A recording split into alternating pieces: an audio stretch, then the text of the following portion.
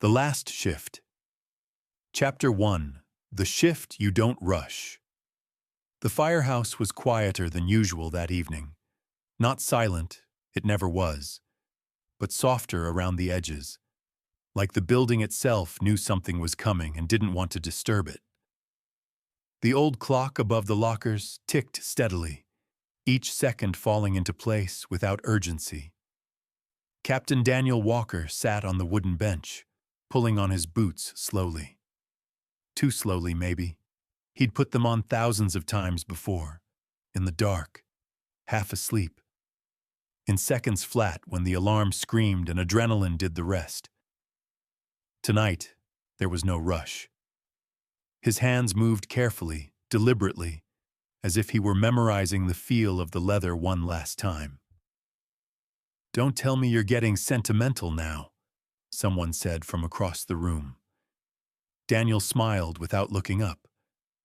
"Just stretching it out," he said. "Last chance to enjoy the process." The word last hung in the air longer than it needed to. Everyone in the room knew what today was. No cake, no speeches, just quiet acknowledgement.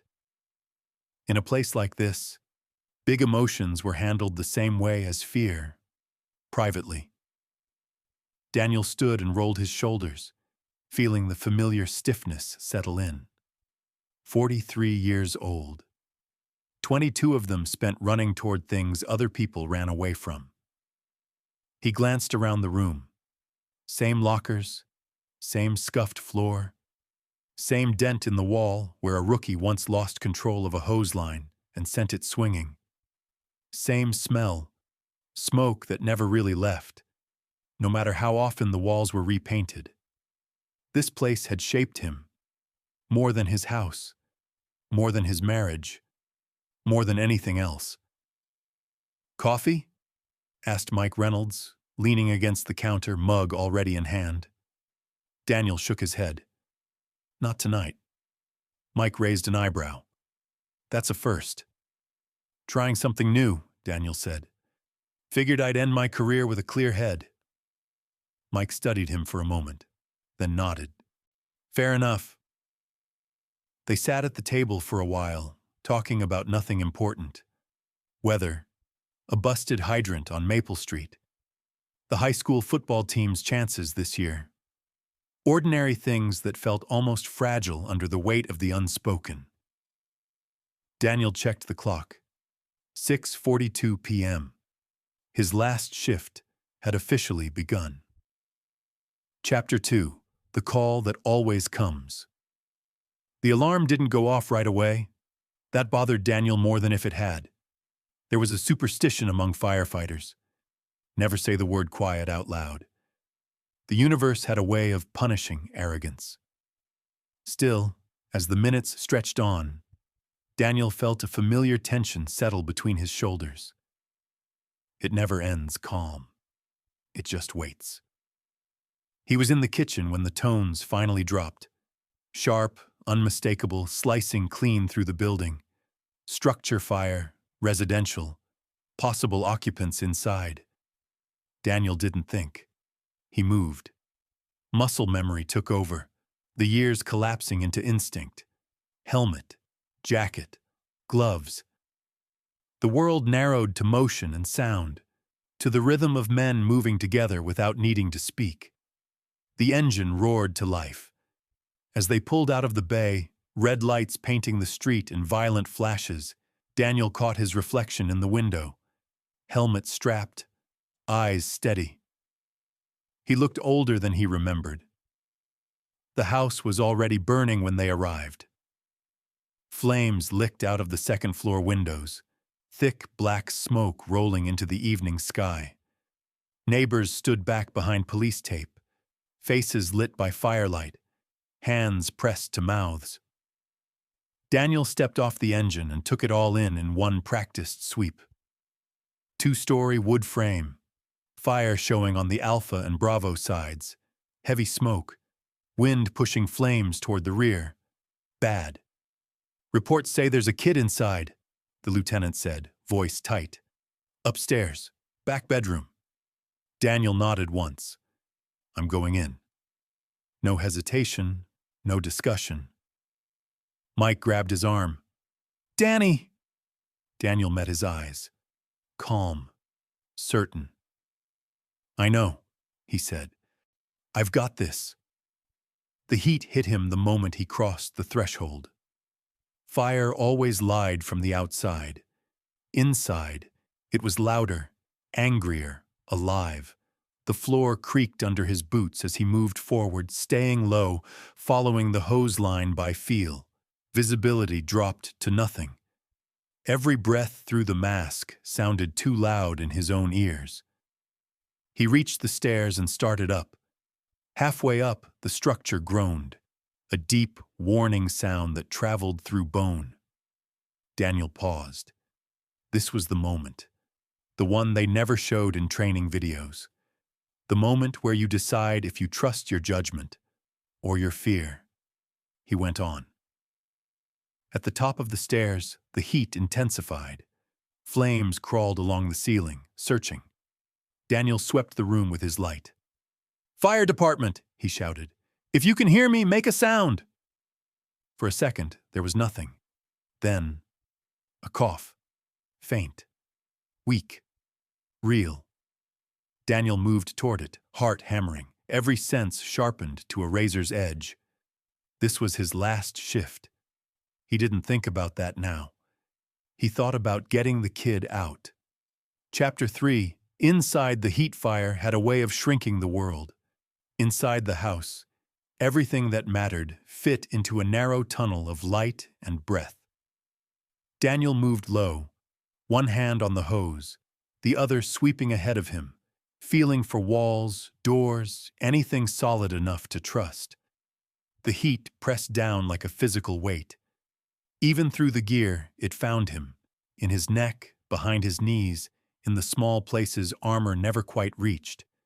His breathing sounded wrong in his ears. Too fast. Too loud. Slow it down, he told himself. Fear wasn't the enemy. Panic was. He followed the sound again. Another cough, weaker this time. It came from behind a closed door at the end of the hallway. Flames licked along the ceiling above him, rolling like something alive and impatient. Daniel reached the door and tested it with the back of his glove. Hot. Too hot. He hesitated. Every firefighter knew this moment, the one where training stopped being theoretical, the one where experience leaned close and whispered consequences. If he opened the door, the fire could flash. If he didn't, whoever was inside might not make it. He thought briefly of the firehouse clock, of the boots he'd put on slowly, of the idea of last shift, a concept that felt suddenly irrelevant. He kicked the door open. Heat rushed out in a violent wave, stealing air, stealing balance. Daniel forced himself forward, dropping low, scanning the room. "Fire department!" he shouted again. "I'm here!" The kid was curled up against the wall, small body shaking, face streaked with soot and tears. Maybe 8 years old, maybe younger. Daniel crossed the room and dropped beside him, pulling him close. "I've got you," he said, voice steady, close to the boy's ear. "You're not alone." The kid clung to him instantly, arms tight, desperate. Daniel felt the weight of him, real, fragile, alive. Behind them, something cracked. The house shifted. Daniel didn't need to see it to know what that meant. Chapter 4. The way out is never the same way. In getting out was harder. It always was. Smoke thickened, visibility collapsing into darkness, broken only by Daniel's light and instinct. He kept one arm locked around the kid, the other reaching, pulling, moving by memory more than sight. The floor sagged under his weight, just enough to notice, not enough to trust. "Almost there," Daniel said, though he had no idea if that was true. The radio crackled in his ear, distorted, urgent. "Walker, we're losing the rear section. You need to move." I'm moving, Daniel said. His voice sounded calm. Inside, something twisted. The stairs were partially gone when he reached them, charred, broken, unreliable. Fire roared below now, cutting off the clean path he'd come in on. Daniel stopped. This was the second moment, the one that didn't come with time to think. He adjusted his grip on the kid, tightened his arm, and turned toward the window at the end of the hall. Flames crawled along the frame, hungry, impatient. He shattered the glass with his elbow. Cold air rushed in, shocking, almost painful. Below, firefighters scrambled, voices shouting, arms reaching up. Daniel didn't hesitate. He lifted the kid and handed him down. Strong hands took him. Only then did Daniel feel it. The sudden weakness in his legs, the way the room seemed to tilt. He stepped forward. The floor gave way. Chapter 5. The space between breaths. Pain didn't come right away. There was impact, sharp, disorienting. Then darkness pressed in like a heavy curtain. Daniel lay still, air knocked out of him, lungs refusing to work the way they were supposed to. He tried to breathe. Nothing happened. For a moment, fear crept in, not loud, not dramatic. Just the quiet realization that this was how people drowned. Not with thrashing, with stillness. Then air rushed back in, burning, violent. Daniel coughed, gasping, vision swimming. "Captain!" someone shouted. Hands grabbed him, pulling, dragging him away from the collapse zone. Sirens wailed closer now. Water hammered the house from outside, steam exploding into the air. Daniel lay on his back, staring up at the night sky. It was surprisingly clear. Someone removed his helmet. Another voice asked questions he barely heard. "Kid?" Daniel croaked. "He's out," someone said quickly. "He's alive." Daniel closed his eyes. That was enough. Chapter 6. After the fire goes out, Daniel woke up in the hospital. The ceiling was white, too clean, too still. For a moment, he didn't remember where he was. Then everything came back at once. The heat, the floor, the weight of the kid in his arms. Mike sat in a chair beside the bed, arms crossed, eyes red. "You scared the hell out of us," he said quietly. Daniel tried to smile. It hurt. "Had to make it interesting," he said. Mike shook his head, looking away. "You're done, man." Daniel knew what he meant. Broken ribs, a cracked vertebra, a long list of injuries that didn't sound dramatic but ended careers all the same. Later, when the room was empty, Daniel stared at his hands resting on the blanket. They were steady, but they felt different now. Lighter. He thought about the firehouse, the clock, the boots. He thought about the kid, scared, alive, held just long enough. His last shift hadn't ended quietly, but it ended right. Chapter 7. The morning after. Morning came slowly, not with sunlight bursting through windows or dramatic realizations, just with the low hum of hospital life. Carts rolling down hallways, muted voices, the soft beep of machines reminding people that time was still moving. Daniel woke up feeling stiff all over. Every breath reminded him of his ribs. Every movement reminded him that his body no longer obeyed him as it used to. He turned his head and saw the window. Behind the glass, it was a normal day. Cars, people with coffee in their hands. Someone was laughing in the parking lot. The world looked as if nothing had happened last night. A nurse came in to check his vitals. She smiled calmly, professionally. "You're fine," she said. "As far as possible." Daniel nodded. The word "fine" sounded strange now, like something relative. When she left, He closed his eyes and for the first time allowed himself to think not about the fire, not about the team, not about the child, but about what would happen next. No sirens, no tones, no next call.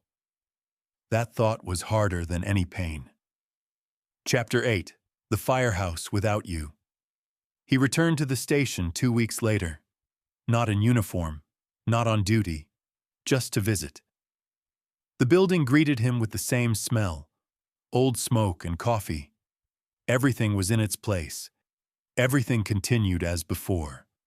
It hurt more than he expected. The guys stood up when he entered. Someone patted him on the shoulder. Someone made an awkward joke. No one knew how to behave around a man who would no longer be riding with them. Daniel walked along the lockers, running his fingers over the dents and scratches, each of which had its own story. He stopped at his locker. He opened it. Helmet. Jacket. Gloves. He picked up the helmet. It was heavier than he remembered. Mike was standing nearby. "You saved a guy," he said quietly. "He asked about you," Daniel nodded. "That's good," he said. He didn't say, "I'd do it again." He didn't need to. Chapter 9. The Boy. They met a month later. A small park. Autumn was just beginning to take hold. The leaves were still clinging on, but already yellowing at the edges. The boy was smaller than Daniel remembered. Or maybe he had grown taller after everything. The boy held his mother's hand, but looked straight ahead.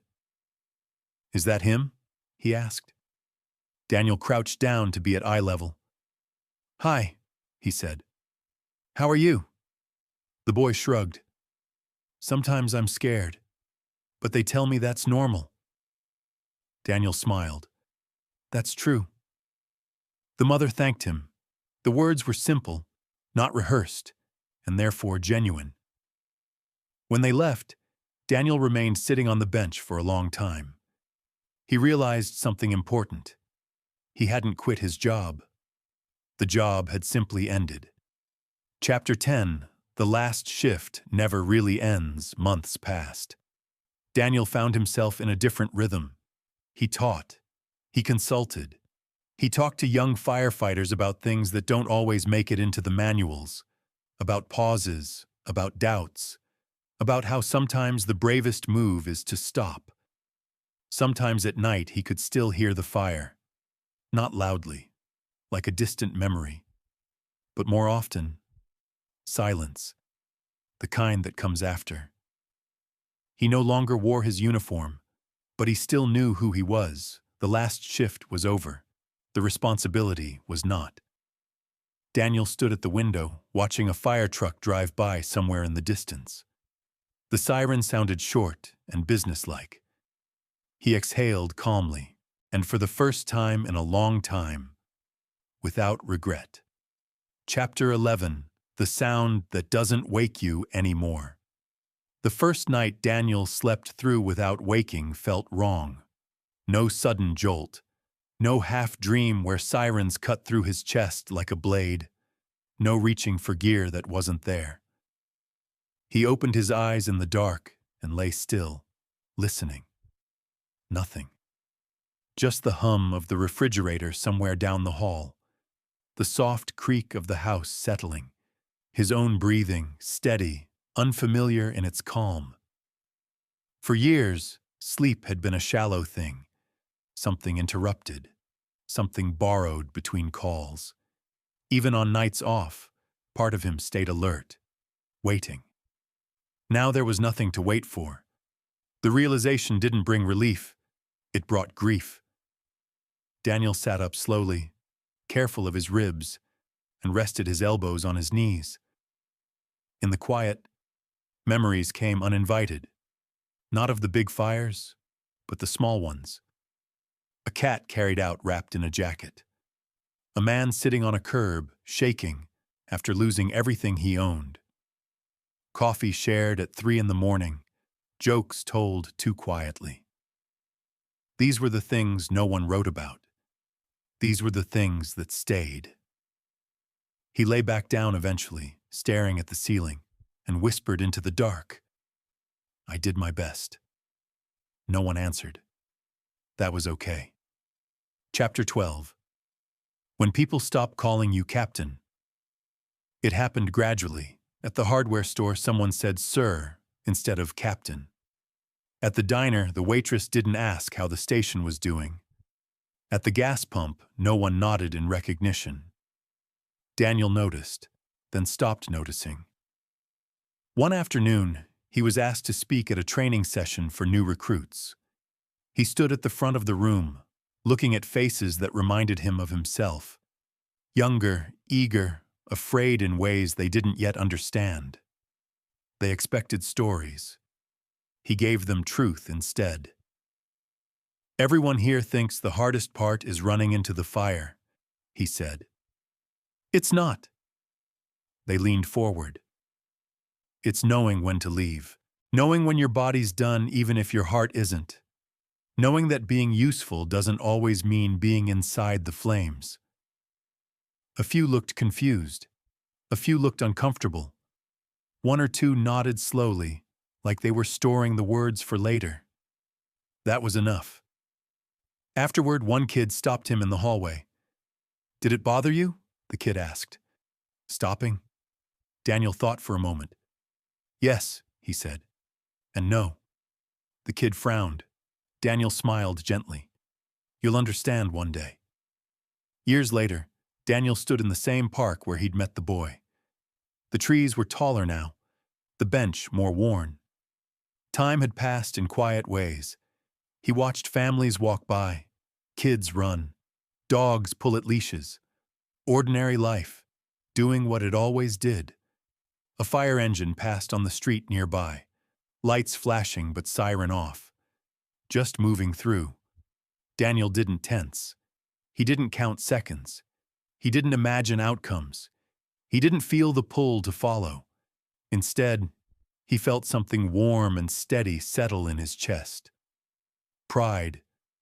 Not the loud kind. The kind that comes from knowing you stayed as long as you were needed and left when it was time. The last shift hadn't taken everything from him. It had given him something back. Perspective. Stillness. A life that didn't need to be proven anymore. Daniel stood, stretched carefully, and headed home as the light softened around him. Behind him, the firehouse clock kept ticking. Ahead of him, the rest of his life waited, not on standby, not on alert. Just open. Epilogue. After the sirens. Years later, Daniel kept the helmet on a shelf in the garage. Not on display, not hidden away, just there. Sometimes he would pause while looking for a tool or a box of old screws and glance at it. The scratches were still there, the faded markings, the weight he no longer carried, but never truly set down. People sometimes asked him if he missed it. The fires, the rush, the moments when everything else fell away. Daniel usually shook his head. What he missed wasn't the danger, or the noise, or the feeling of being needed every second of the day. He missed the clarity. In the fire, things were simple. Someone needed help. You moved. You didn't overthink. You didn't hesitate. Life after the sirens was messier, but it was also wider. Daniel learned to sit with quiet without trying to fix it. Learned to let days pass without measuring them by what he saved or how close he came to losing something. Every now and then, he'd hear a siren in the distance. He'd stop, listen, then keep walking. Because some shifts don't end when the alarm goes silent. They end when you finally understand that staying was never the whole job. Knowing when to let go was.